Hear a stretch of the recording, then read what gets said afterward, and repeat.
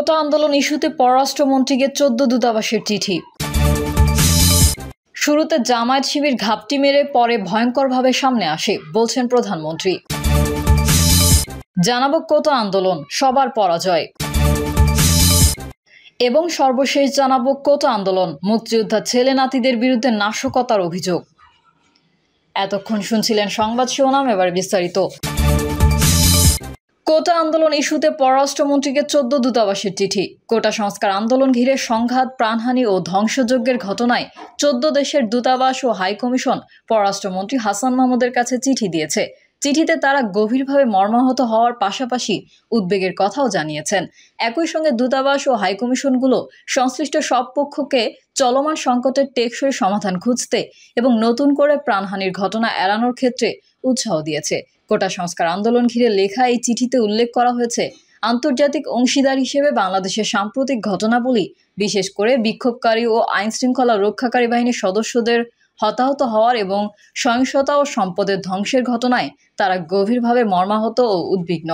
চলমান সংকটের একটি টেকসই সমাধান খুঁজতে ও নতুন করে প্রাণহানির ঘটনা এড়ানোর লক্ষ্যে অব্যাহত প্রয়াসে বাংলাদেশের সরকার ও সংশ্লিষ্ট পক্ষগুলোকে তারা উৎসাহ দিয়ে যাবে।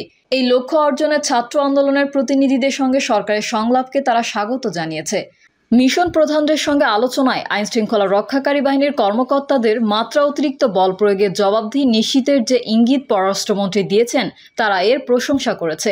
চিঠিতে আরও বলা হয়, গত কয়েকদিনে আটক ব্যক্তিদের যথাযথ প্রক্রিয়ায় বিচার নিশ্চিত করা জরুরি। তেমনি মত প্রকাশের স্বাধীনতা, সমাবেশের অধিকার সহ মানবাধিকার সমুন্নত রাখা গুরুত্বপূর্ণ। গত 21শে জুলাই কোটা আন্দোলন ঘিরে চলমান পরিস্থিতি বিদেশি কূটনীতিকদের সামনে তুলে ধরেছিলেন পররাষ্ট্রমন্ত্রী। শুরুতে জামায়াত শিবির ঘাপটি মেরে পরে ভয়ঙ্করভাবে সামনে আসে বলছেন প্রধানমন্ত্রী। প্রধানমন্ত্রী শেখ হাসিনা বলেছেন, শুরুতে কোটা সংস্কার আন্দোলনে জামায়াত শিবির সন্ত্রাসীরা ঘাপটি মেরে থাকলেও পরে ভয়ঙ্করভাবে সামনে আসে। শেখ হাসিনা বলেন, কোটা সংস্কারের দাবিতে বৈষম্য বিরোধী ছাত্র আন্দোলনে প্রাথমিকভাবে জামায়াত শিবির সন্ত্রাসীরা লো প্রোফাইলে থাকলেও একটা পর্যায়ে ভয়ঙ্করভাবে আবির্ভূত হয়। প্রধানমন্ত্রী বলেন, যেই প্রতিষ্ঠানগুলো সরকারের সফলতা ও উন্নয়নের প্রতীক, জনসেবামূলক এবং যেখানে যেখানে সাফল্য সন্ত্রাসীরা সেসব প্রতিষ্ঠানে হামলা করে। এই প্রসঙ্গে শেখ হাসিনা বলেন, কোভিড হাসপাতাল, মেট্রো রেল, এক্সপ্রেসওয়ে, সেতু ভবন, দুর্যোগ ব্যবস্থাপনা ভবন এবং ডেটা সেন্টার সবগুলো আমাদের উন্নয়নের প্রতীক। এসব প্রতিষ্ঠান জনগণকে সেবা দেয় এবং প্রতিষ্ঠানগুলো ধ্বংসে তারাই আসলে ক্ষতিগ্রস্ত। সেনা মোতায়েন প্রসঙ্গে প্রধানমন্ত্রী বলেন, সেনা সদস্যরা সর্বোচ্চ ধৈর্য দেখিয়েছে। শেখ হাসিনা জানান, এখন পর্যন্ত পাওয়া তথ্য অনুযায়ী সাম্প্রতিক সংঘাতে তার দল, আওয়ামী লীগ এবং সহযোগী সংগঠনের 21 জন মারা গেছে। প্রধানমন্ত্রী বলেন, তিনি দলমত নির্বিশেষে সংঘাত, নিহত ও আহতদের সহযোগিতা করছেন। সহযোগিতা করার ক্ষেত্রে তিনি দল বিবেচনা করতে আগ্রহী নন। কোটা সংস্কার আন্দোলন প্রসঙ্গে শেখ হাসিনা বলেন, আন্দোলন যখন চরম মুহূর্তে ছিল তখন সুপ্রিম কোর্টের রায় অনুযায়ী কোটার অস্তিত্বই ছিল না। তখন তাদের দাবির যৌক্তিকতা কি ছিল? কোটা আন্দোলন সবার পরাজয়। আমাদের বিষয়বোধ যে কত প্রবল কোটা আন্দোলনকে ঘিরে দেশে সংগঠিত অপকর্মগুলোতে তার পরিচয় মিলেছে। এত মৃত্যু আর রাষ্ট্রীয় সম্পদ ধ্বংসের মতো বিভৎসতায়, হিংসার নৃশংসতায়, উন্মত্ততায় আর বর্বরতায় অস্তিমিত আমাদের বিস্ময়ের শেষ নেই। আমরা আর কোনো আন্দোলনে এত মানুষের মৃত্যু, এত ধ্বংস দেখিনি। অথচ পুনরাবৃত্ত এই অপকর্মগুলোর উৎস যে দেশে বরাবরই বিরাজমান, সেটা ভেবে একটু গভীর হলে তা এড়ানো যেত। আক্ষেপের কথা, আমরা প্রায়শই বিচ্ছিন্ন বৃক্ষগুলোকে দেখি, কিন্তু এই বৃক্ষরাজি সমারোহে সৃষ্ট অরণ্য আমাদের চোখে পড়ে না। শিক্ষার্থীদের কোটা আন্দোলনকে শুধু বল প্রয়োগে বা আদালতের দোহাই দিয়ে উপেক্ষা করার চেষ্টা ছিল। সমাধান চায়নি তারা, যাদের হাতে সমাধান ছিল। আর চায়নি বলেই আন্দাজ করে তারা বলেছে যে শিক্ষার্থীদের ভিতর জামায়াত বিএনপি ঢুকে পড়েছে। কিন্তু আলোচনা করে, শান্তিপূর্ণ সমাধান করে সেই প্রবেশ বন্ধ করার উদ্যোগ নেননি। এখন কারফিউ দেশে, হয়েছে সেনা মোতায়েন। ছাত্রলীগ আক্রমণ করে সাধারণ শিক্ষার্থীদের শিক্ষা দিতে গিয়ে নিজেরাই বিতাড়িত হয়ে ভালো শিক্ষা পেয়েছে। জনপদে জনপদে আওয়ামী লীগ নামার সাহস পায়নি, কিংবা যারা নেমেছিল তারা টিকে থাকতে পারেনি। ছাত্রছাত্রীরা মারা গেছে, শিশু, নারী সহ সাধারণ মানুষ মারা গেছে। আওয়ামী লীগ ও ছাত্রলীগ কর্মী মারা গেছে, পুলিশের সদস্যরা মারা গেছে, রাষ্ট্রীয় গুরুত্বপূর্ণ সম্পদ ধ্বংস হয়েছে। তাহলে দেখা যাচ্ছে সবাই আক্রান্ত হয়েছে, মৃত্যু আর সহিংসতার শিকার হয়েছে কোনো না কোনোভাবেই। আজ কারফিউ দিয়ে কিছুটা পরিস্থিতি নিয়ন্ত্রণে আনার পর এখন ভাববার পালা, জয় হলো কার নাকি পরাজয় বরং সবাই মিলে। কোটা সংস্কার আন্দোলনকারী শিক্ষার্থীদের একটা জয় হয়েছে, কারণ তারা যেটুকু কোটা চেয়েছে তার চাইতে বেশি পেয়েছে। কিন্তু তাদের অসংখ্য সতীর্থের প্রাণ গেছে, অনেকেই গুরুতর আহত হয়েছে, তাদের শিক্ষার ক্ষতি হচ্ছে।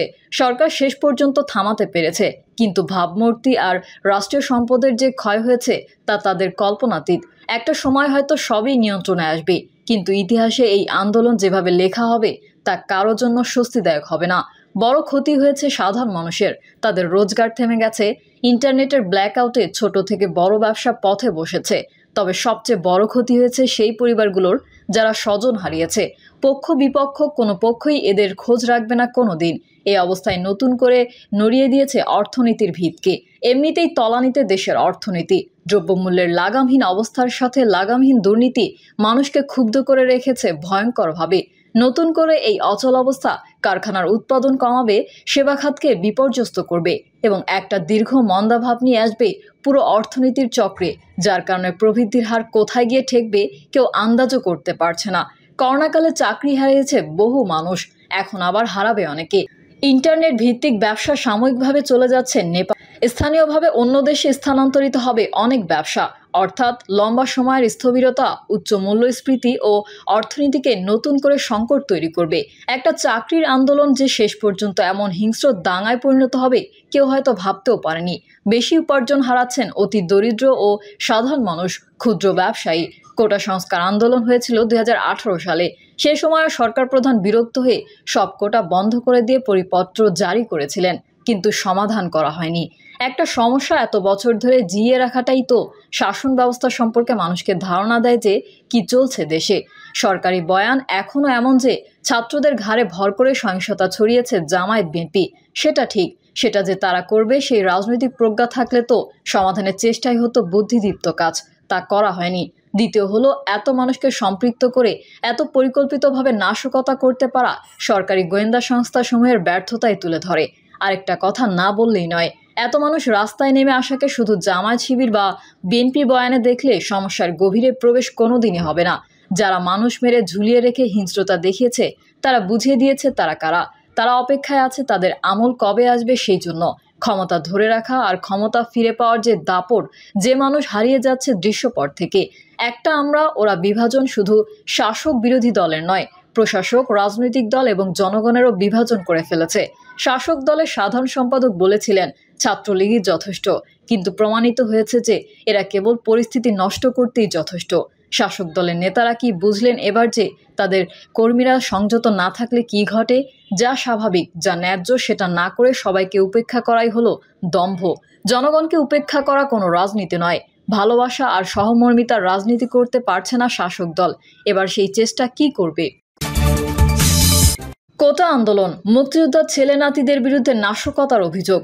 বগুড়ার ধুনট পৌরসভার মেয়র ও বহিষ্কৃত আওয়ামী লীগ নেতা এজিএম বাদশা, তার ছেলে সাব্বির হোসেন এবং ভাতিজা আবু রায়হানের বিরুদ্ধে কোটা বিরোধী আন্দোলনের নামে বিএনপি জামায়াতের সঙ্গে হাত মিলিয়ে নাশকতার অভিযোগ উঠেছে। তাদের বিরুদ্ধে ব্যবস্থা নিতে আওয়ামী লীগ ও অঙ্গ সহযোগী সংগঠনের নেতাকর্মীরা ফুঁসে উঠেছেন। শনিবার বিকেলে উপজেলা শহীদ মিনার চত্বরে পৌর ছাত্রলীগের উদ্যোগে সংবাদ সম্মেলন অনুষ্ঠিত হয়েছে।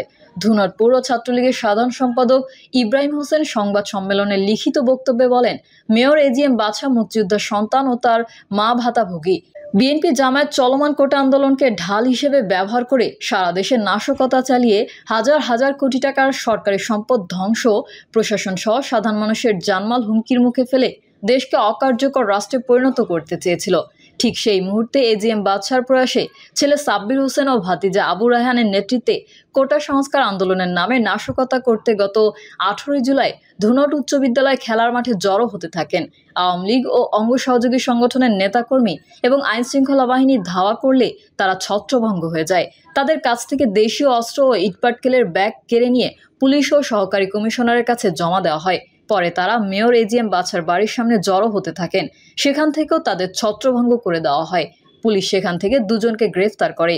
রামদা, কিরিজ, লোহার রড, বাটাম ও ইট ভর্তি ব্যাগ উদ্ধার করে পুলিশের কাছে জমা দেওয়া হয়। ধাওয়া খেয়ে তারা মেয়রের বাড়ির পূর্ব পাশে পুকুর পাড়ে আবারও সমবেত হওয়ার চেষ্টা করে। মেয়রের ছেলে ও ভাতিজা পরদিন সন্ধ্যায় দলবল সহ ছাত্রলীগ ধুনট কলেজ শাখার সাধারণ সম্পাদক সোহাগের বাড়িতে গিয়ে অকথ্য ভাষায় গালাগাল ও মেয়রের নামে হুমকি দেন। তিনি আরও বলেন, ধুনট পৌর মেয়র এজিএম বাদশা আওয়ামী লীগের সুবিধাভোগী হয়েও সরকার পতনের জন্য গত 14 বছর পারিবারিকভাবে বিএনপি জামায়াতের সঙ্গে হাত মিলিয়ে আসছেন। নৌকার বিরুদ্ধে নির্বাচন করায় তাকে দল থেকে বহিষ্কার করা হয়েছে। এতে তিনি মরিয়া হয়ে সপরিবারে ইউনিয়ন পরিষদ নির্বাচনে নৌকার প্রার্থীদের বিপক্ষে অবস্থান নেন। প্রিয় দর্শক, এই ছিল এখনকার সর্বশেষ সংবাদ। আপডেট সংবাদ পেতে চ্যানেলটি সাবস্ক্রাইব করে বেল আইকনটি ক্লিক করুন। কমেন্টে আপনার মতামত জানিয়ে আমাদের সাথেই থাকুন। ধন্যবাদ সবাইকে। আল্লাহ হাফেজ।